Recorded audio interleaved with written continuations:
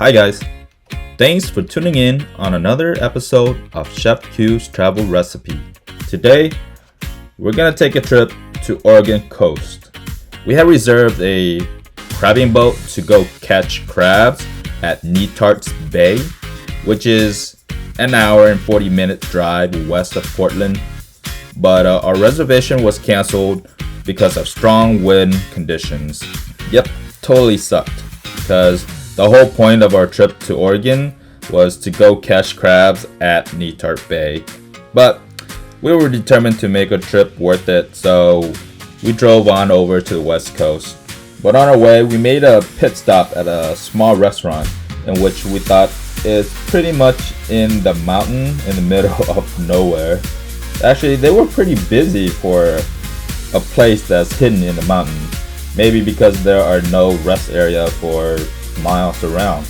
Well, whatever the case, we made a pretty good choice to stop by because it was pretty good.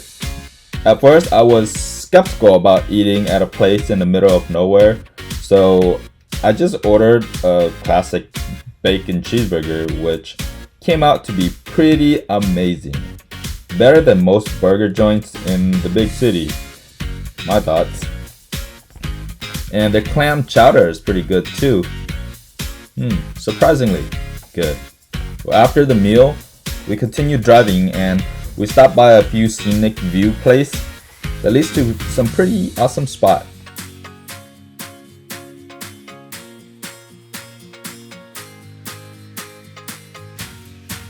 We couldn't go crabbing, but we thought, okay, maybe stop by the local fisherman restaurant and try to have some crab dish. But it turns out no one had crab. Disappointing, so we started driving back. But on our way back to Portland, we passed through Tillamook, Oregon, which is famous for their dairy products, which is ice cream, butter, cheese, and all those sorts. They had a big factory there that stood out when we drove through, and there were a bunch of people lining up to take a tour through there.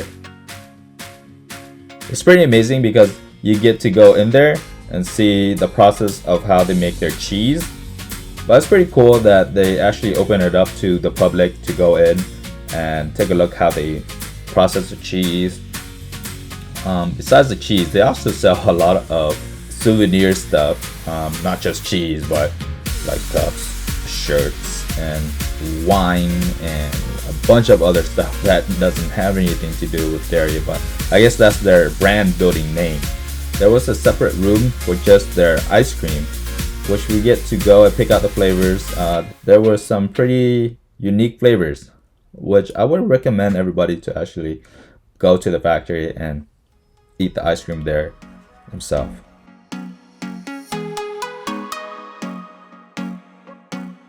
We bought a few packages of cheese there, which is pretty unique. It's not sold in a lot of stores. Usually I'm not really a cheese person, but some of their cheese, like their black pepper cheese, garlic cheese, or some chili garlic cheese flavor, is actually pretty good. Tillamook, Oregon is a very small town, but because of this cheese factory, they've become famous. Well, enough of cheese for the day. I was still craving for some seafood. Give me some crabs that I couldn't get my hands on the whole freaking day. We checked back in Portland and dined at the Southpark Seafood, fancy place in downtown Portland. So we ordered the combination seafood platter, which comes with oysters, prawns, crab, and an albacore poke. I was a little bit disappointed again because the crab meat was already shucked out for us. I still couldn't get my hands on any crab claws for the day, but everything else was satisfying. Our main dish was the seafood stew, which had seared scallop, black cod, some clam, shrimp, and a tomato-based broth. It's the perfect ending to our stormy day trip.